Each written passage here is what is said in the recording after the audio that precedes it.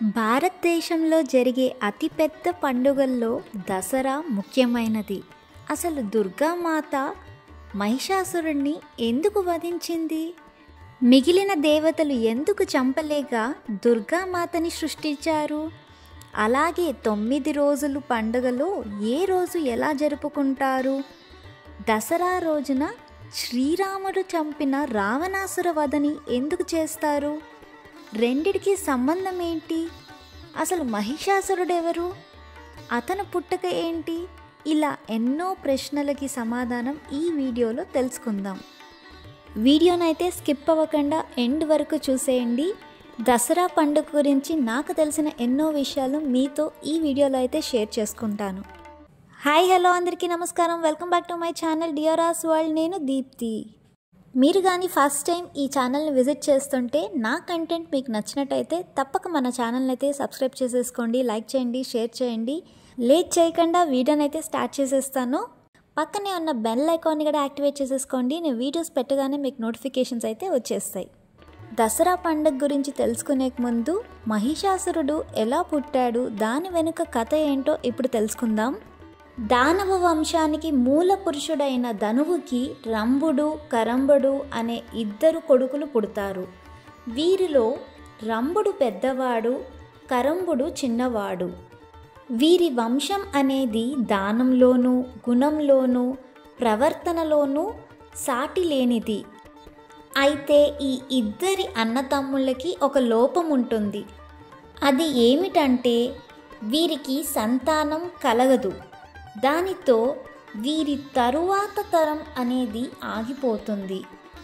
ఎలా అయినా ఈ లోపం నుంచి బయటపడాలి, సంతానం కలగాలని 2 అన్నదమ్ముళ్ళు వేరువేరుగా తపస్సు ప్రారంభిస్తారు. తమ్ముడు కరంబుడు ఒక మడుగులో దిగి ఒంటి కాలు మీద నిలబడి ఘోర తపస్సు ప్రారంభిస్తాడు. అన్న రంభుడు ఒక చెట్టు కింద అగ్నిదేవుడి కోసం తపస్సు ప్రారంభిస్తాడు. ఇలా వీరి 2 తపస్సు చాలా ఏళ్ళు కొనసాగుతుంది.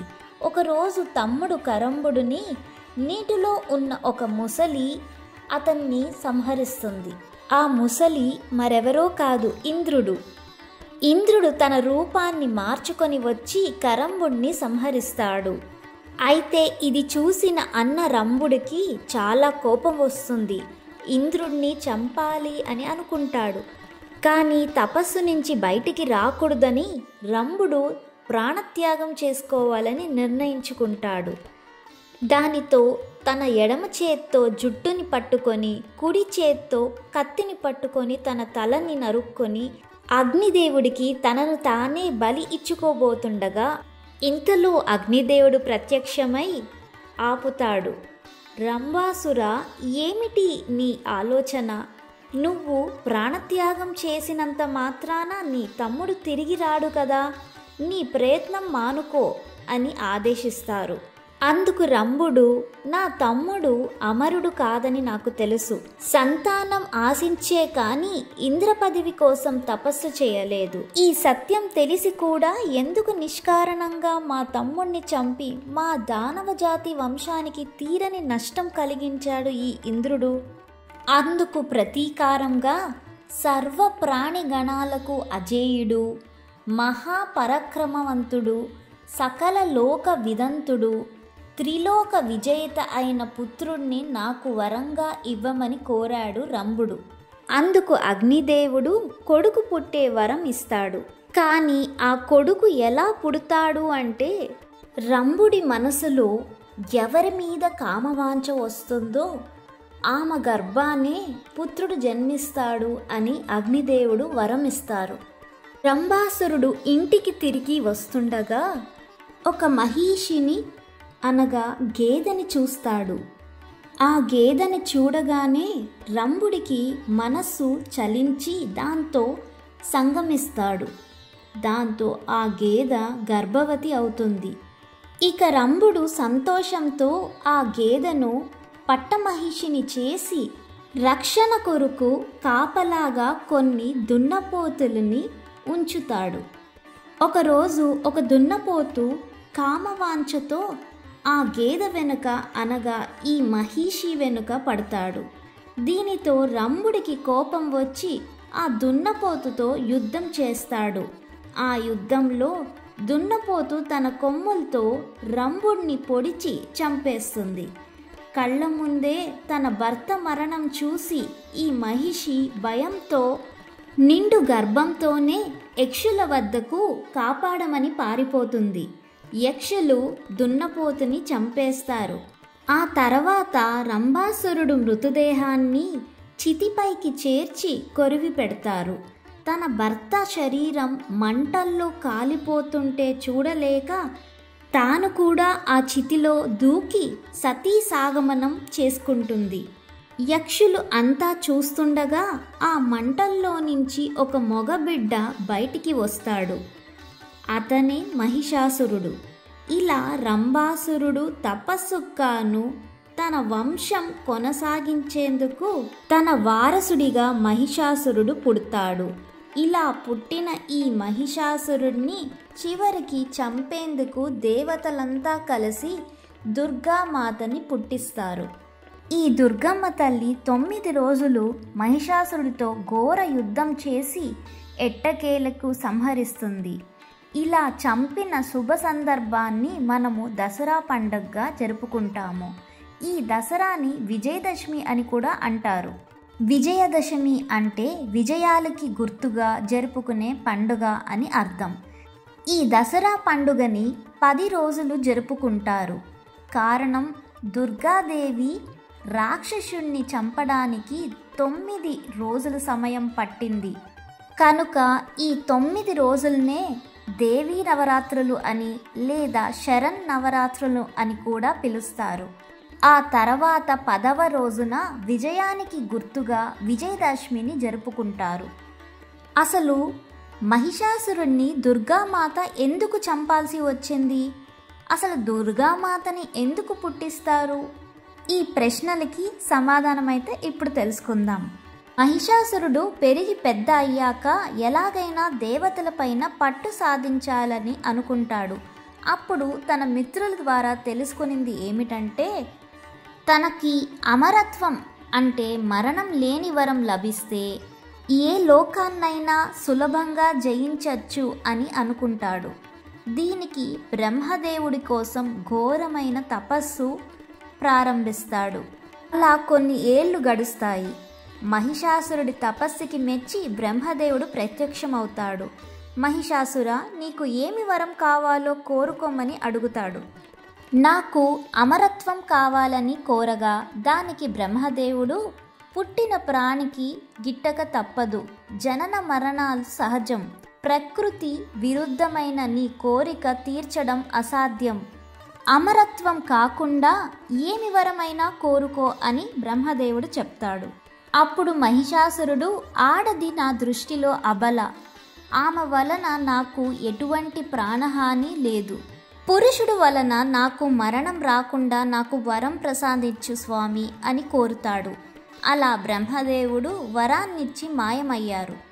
ఇక బ్రహ్మదేవుడు ఇచ్చిన వరం వలన నన్ను ఎవరు ఏమీ చెయ్యలేరన్న గర్వంతో దేవతలతో యుద్ధం చేసి వాళ్లను ఓడించి ఇంద్ర పదవిని చేపడతాడు మహిషాసురుడు. ముల్లోకాలలో విధ్వంసం సృష్టిస్తాడు. దేవతలందరూ ఇంకా ఏమీ చెయ్యలేక త్రిమూర్తుల దగ్గరికి వచ్చి మొరపెట్టుకుంటారు. త్రిమూర్తులు అనగా బ్రహ్మ, విష్ణు, మహేశ్వరుడు. ఈ సమస్యకి పరిష్కారంగా ఒక స్త్రీ శక్తిని సృష్టిస్తారు. మహిషాసురుడు వరం కారణంగా ఏ మగవాడు చంపలేరు కనుక స్త్రీ వలనే తనకు మరణం రాగలదు. అందుకే శివుడు తేజంతో ముఖాన్ని, విష్ణువు తేజంతో భుజాలు చేతుల్ని, బ్రహ్మ తేజంతో పాదాల్ని, ఇలా ముగ్గురు దేవతల తేజస్సుతో ఒక స్త్రీ రూపాన్ని సృష్టిస్తారు. వారే దుర్గామాత. అలాగే దుర్గామాతకు శివుడు తన శూలాన్ని, విష్ణువు తన చక్రాన్ని, ఇంద్రుడు తన వజ్రాయుధాన్ని, వరుణదేవుడు తన పాశ్యాన్ని, బ్రహ్మదేవుడు తన అక్షరమాల కమండములను, హిమవంతుడు తన సింహవాహనాన్ని, అలా అందరూ వారి వారి ఆయుధాల్ని దుర్గామాతకి సమకూర్చి, దాంతో చివరికి దుర్గామాత మహిషాసుడితో తలపడి ఘోరమైన యుద్ధం చేసి మహిషాసురుణ్ణి సంహరిస్తాడు. ఈ విధంగా మహిషాసురుణ్ణి చంపిన దుర్గామాతను మహిషాసురమర్దినిగా కొలుచుకుంటూ ఈ రోజుని దసరాగా ప్రజలు పండుగని జరుపుకుంటారు.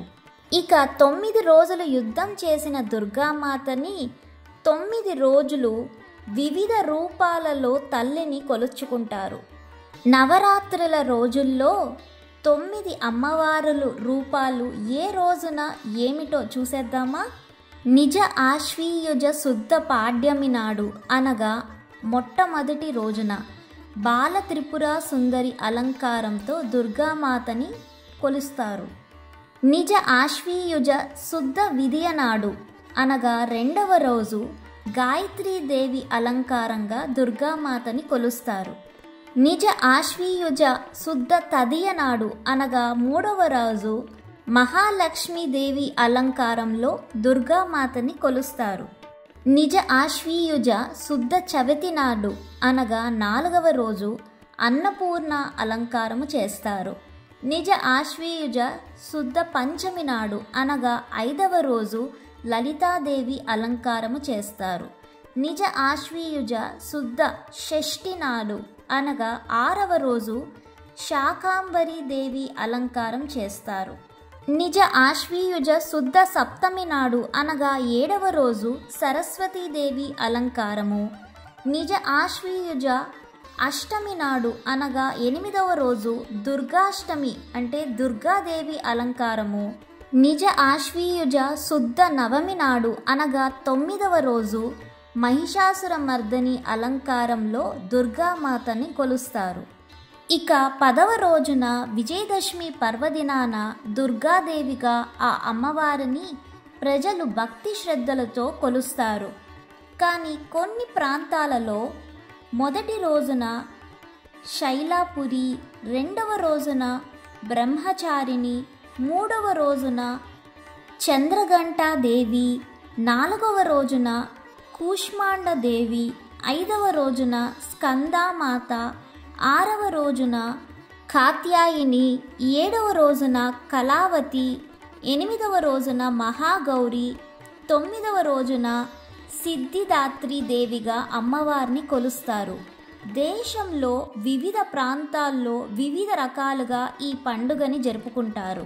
కర్ణాటకలో అయితే మైసూర్లో ప్రత్యేకంగా దసరా పండుగని చాలా వైభవంగా జరుపుకుంటారు.